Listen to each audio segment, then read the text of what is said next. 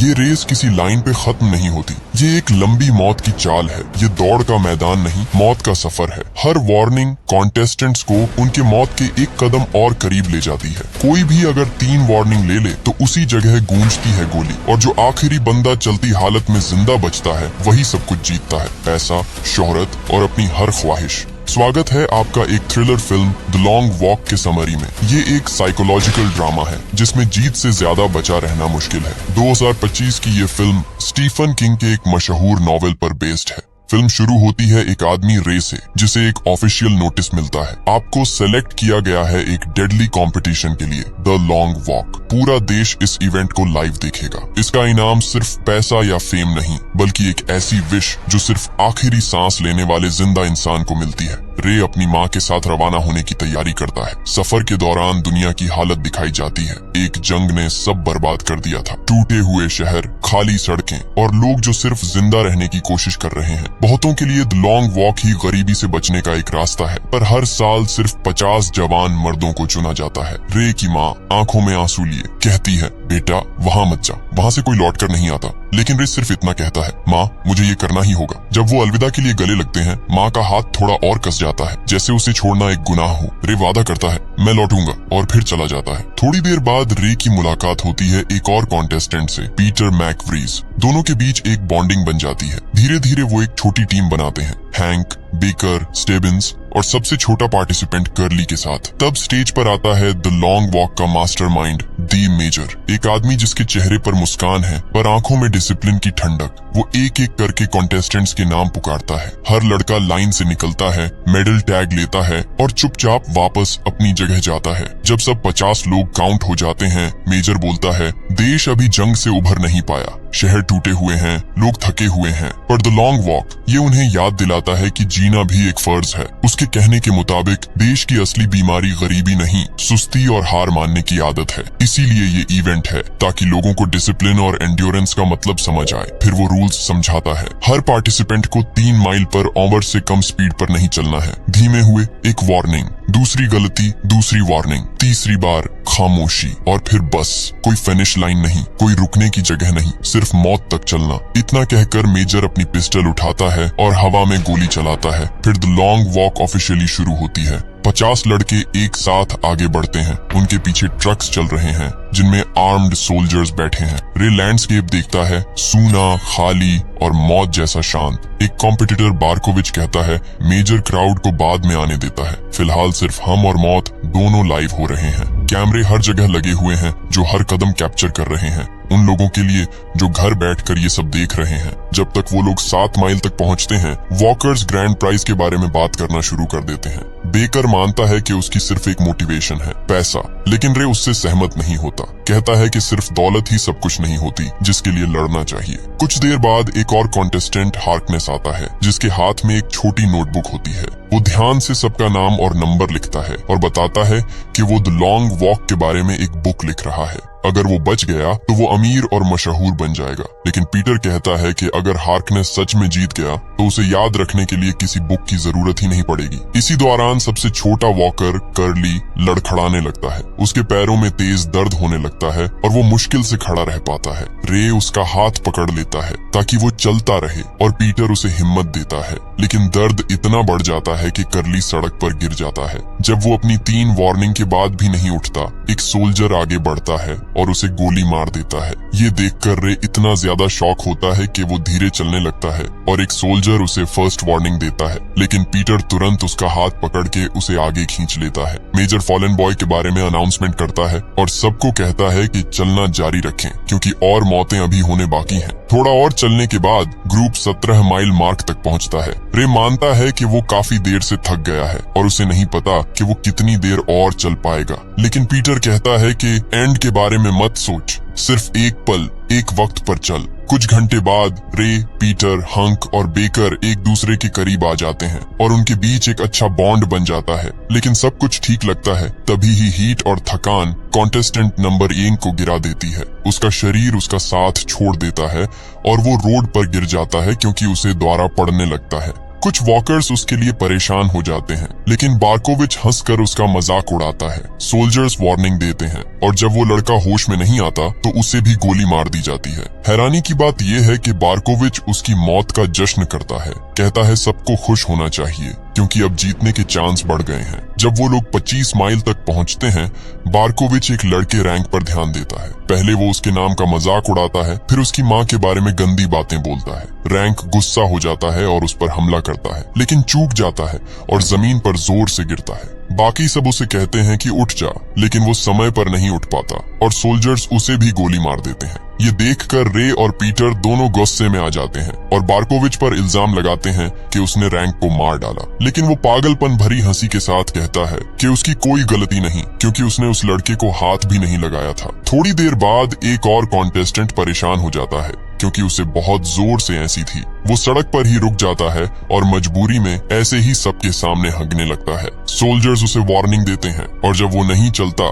तो सबके सामने उसे भी गोली मार देते हैं, जबकि वो शर्म के मारे अपने कपड़ों को गीला कर लेता है। धीरे धीरे रात होने लगती है और लड़के सिर्फ अपनी हिम्मत और इरादे के दम पर चल रहे होते हैं। रे नींद में डूबने लगता है और अपनी माँ के सपने देखने लगता है, लेकिन पीटर उसे फौरन जगा देता है और कहता है कि होश में रहो। रे मानता है कि उसे अपनी माँ की कितनी याद आती है और पीटर उससे तसल्ली देता है कि वो उसे जल्दी मिल पाएगा। घंटे बीतने के साथ रे अनजाने में धीरे चलने लगता है और उसे दूसरी वार्निंग मिलती है। थोड़ी देर बाद वो फिर लड़खड़ाता है और तीसरी वार्निंग मिल जाती है। तब ये मालूम पड़ता है कि 3 वार्निंग तभी हट सकती हैं जब कोई कॉन्टेस्टेंट पूरे 3 घंटे तक बिना गलती के चलता रहे। पीटर उसकी मदद करने की कोशिश करता है, लेकिन रे गुस्से में कहता है कि वो सिर्फ दिखावा कर रहा है। उसका कहना है कि पीटर चाहता है वो गिर जाए ताकि उसके जीतने के चांस बढ़ जाएं। थोड़ी देर में वॉकर्स एक पहाड़ी के पास पहुंचते हैं। ये चढ़ाई उनके लिए मौत जैसी साबित होती है क्योंकि कुछ लोग धीरे पड़ जाते हैं और वहीं पर मार दिए जाते हैं। रे अपनी सारी ताकत से आगे बढ़ता है, लेकिन आधे रास्ते में लगता है कि वो रुक जाएगा। तब पीटर उसका हाथ पकड़ता है, उसे संभालता है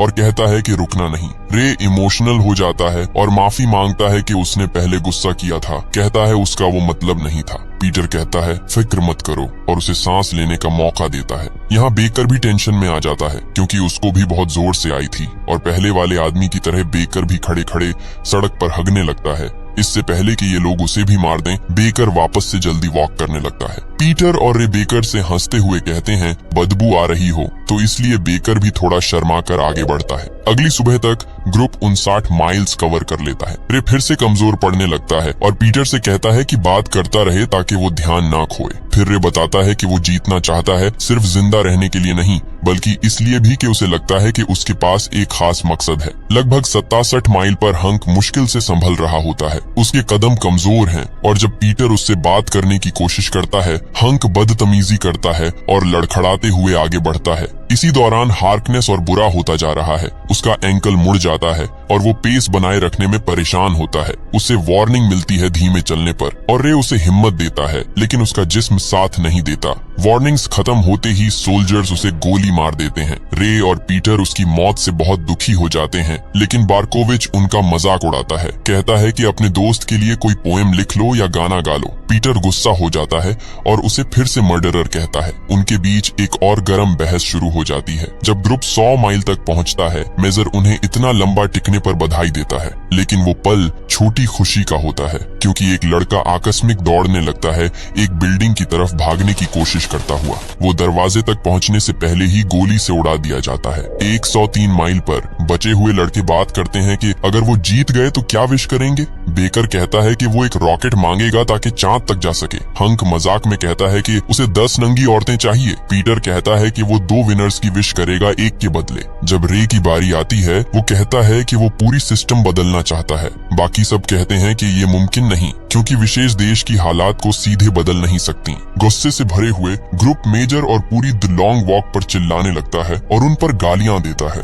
उस रात तेज बारिश होती है, सब भीग जाते हैं। रे की आंखें खुली रखना मुश्किल हो जाता है तो पीटर उसे अपने कंधे पर टिकने देता है ताकि वह चलते हुए थोड़ी देर आराम कर सके। जब तीसरा दिन शुरू होता है, वे लोग 144 माइल्स पार कर चुके होते हैं और उनकी हालत बहुत खराब हो चुकी होती है। एक शांत लम्हे में रे अपना पास्ट पीटर के साथ शेयर करता है। वह बताता है कि उसके फादर उसे फिलॉसफी, म्यूजिक और ऐसे सब्जेक्ट सिखाते थे जो गवर्नमेंट ने मना किए हुए थे। सरकार इन चीजों को गद्दारी समझती थी और एक दिन मेजर खुद उनके घर आया और उसके फादर से कहा कि वे अपनी वफादारी स्टेट के लिए साबित करें और इन मना की गई टीचिंग्स को छोड़ दें। उसके फादर ने साफ मना कर दिया और तुरंत उसकी आंखों के सामने उनकी एग्जीक्यूशन कर दी गई। रे बताता है कि वह लॉन्ग वॉक में इसलिए आया था ताकि मेजर को मारकर अपने फादर की मौत का बदला ले सके। अगर वह जीत गया तो अपने प्राइज के तौर पर एक कार्बाइन राइफल मांगेगा और उसी आदमी पर इस्तेमाल करेगा जिसने उसके फादर को मारा।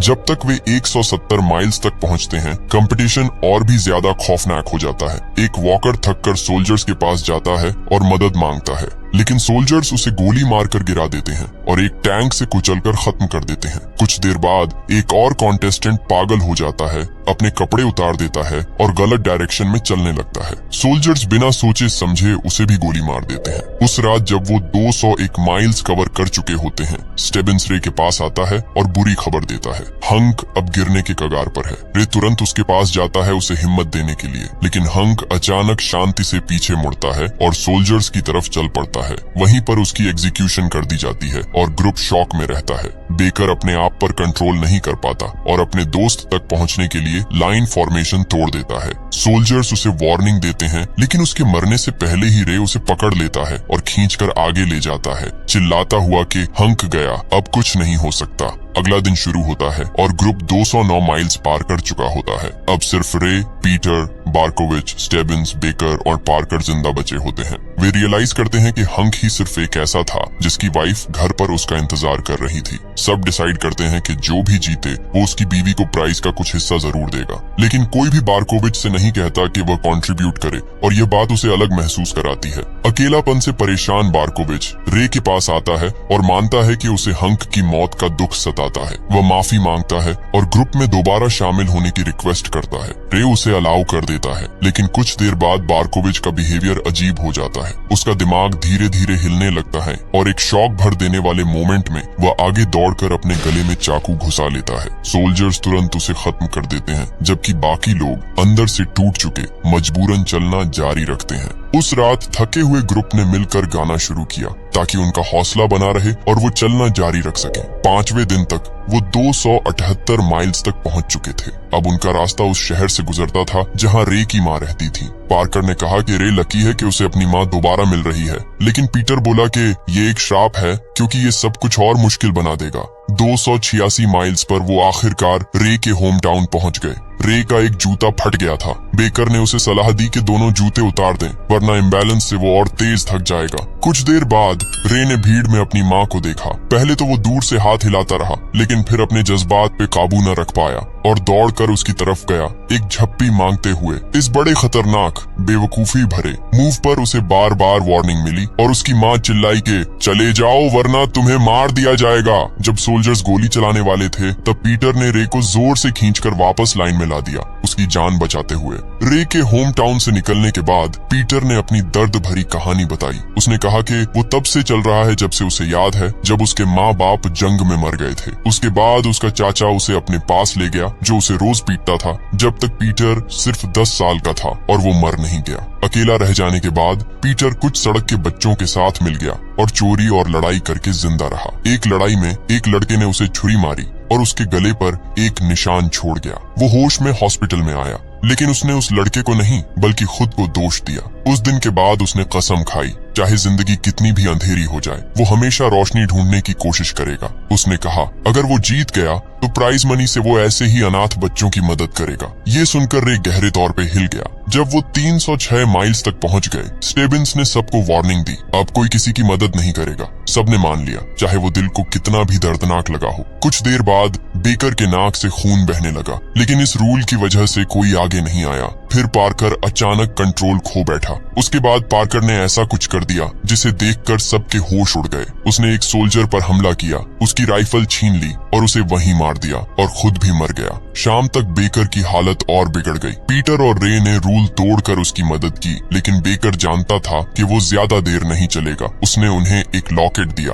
और कहा कि अगर वो बचे रहें तो उसे उसकी दादी को दे देना। उसने यह भी कहा, जब मैं मरूं तब पीछे मुड़कर मत देखना। उन्होंने उसे संभालने की कोशिश की, लेकिन बेकर ने मना कर दिया। उसका जिस्म थक कर गिर गया और सोल्जर्स ने उसकी जिंदगी खत्म कर दी। रात तक वॉक 326 माइल्स तक पहुंच गई थी। अब सिर्फ रे, पीटर और स्टेबिन्स बचे थे, जो एक लंबे ब्रिज पर मेजर की नजर के सामने चल रहे थे। रे का दिमाग घूम गया और वो मेजर पर चिल्लाने लगा, उसे गालियां देते हुए, लेकिन बुजुर्ग सिर्फ मुस्कुराया और बोला, यही गुस्सा, यही जुनून तुझको एक विनर बनाता है। तभी स्टेबिन्स सच बताता है। वो कहता है कि वो असल में मेजर का नाजायज बेटा है। उसकी ख्वाहिश थी कि वो अपने बाप के घर में रहे, लेकिन अब उसका जिस्म साथ नहीं दे रहा। वो पीटर और रे से कहता है कि उनके साथ चलना एक गर्व की बात थी और उनके लिए प्रे करता है। फिर रुक जाता है और सोल्जर्स उसे गोली मार देते हैं। अब सिर्फ रे और पीटर बचे हैं। बरसात तेज हो जाती है जब दोनों साथ साथ मार्च कर रहे होते हैं। पीटर मानता है कि बचपन में उसे मौत से बहुत डर लगता था, लेकिन इतने लड़कों को मरते हुए देखकर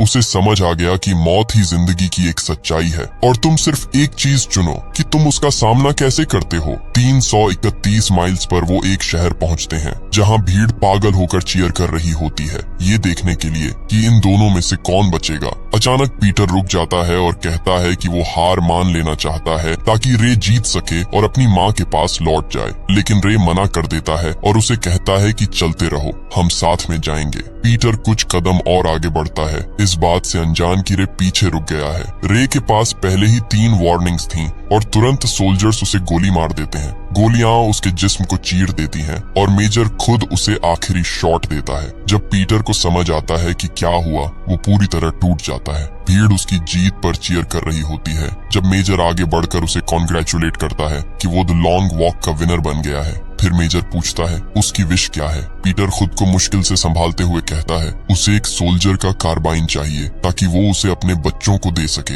एक निशान के तौर पर। सोल्जर्स हिचकिचाते हैं, लेकिन मेजर कहता है दे दो, ये आदमी किसी को नुकसान नहीं पहुंचाएगा। वो एक ऐसा इंसान है जो दुनिया को बेहतर बनाना चाहता है। जैसे ही पीटर राइफल पकड़ता है, वो उसे उठाता है और सीधा मेजर पर तान देता है। बूढ़ा उसे शांत करने की कोशिश करता है, कहता है कि अपनी जीत बर्बाद मत करो, लेकिन दुख से टूट चुका पीटर कहता है ये रे के लिए है और ट्रिगर दबा देता है। मेजर वहीं के वहीं मर जाता है। फिल्म खत्म होती है जब पीटर राइफल गिरा देता है और अकेला बरसाती सड़क पर आगे चलता रहता है। अब कमेंट्स में बताओ कि आपको ये कहानी कैसी लगी। अगर कहानी पसंद आई हो तो वीडियो को लाइक और चैनल को सब्सक्राइब करना ना